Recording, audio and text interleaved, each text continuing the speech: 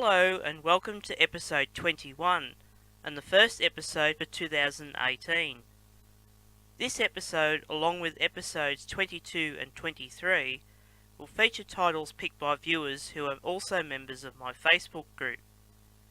The votes for all three were only separated by a couple of votes, so I have decided to give all three precedence over other planned titles.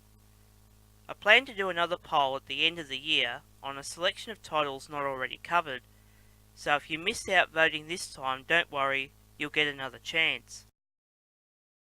For episode 21, I am covering From the Archives, which was authored by Barry Eadie and published by the ARHS Victoria Division in 1980. This book provides a pictorial on the Victorian railways in the years leading up to 1920. The book is a softcover edition featuring a new R-Class and a pair of V-Class Baldwin design locomotives at Upper Ferntree Gully. Inside the book contains a short introduction, followed by the photos which are loosely grouped by region and loco class. All the photos were sourced from the archives of the ARHS Victoria Division and hence the book's title. The photos have been reproduced in black and white, which is purely because the age of the photos predates coloured film. The only deviation from this is on the front cover, which is done in sepia tone on beige paper.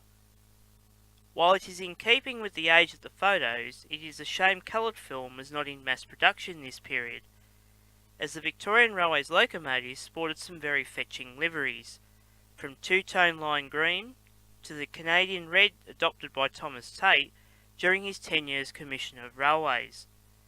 That aside, my top three photos from this book are A412, all dressed up at Bendigo Loco Depot in 1908, a E-Class tank and M-Class tank departing Flinders Street for St Kilda and Port Melbourne respectively in 1914, and finally a good side-on photo of a V-Class compound at Upper Ferntree Gully with the date unknown. This book is a must-have for those with an interest in some of the early Victorian Railways locomotives or historical photos of stations that have changed much in the last 100 years.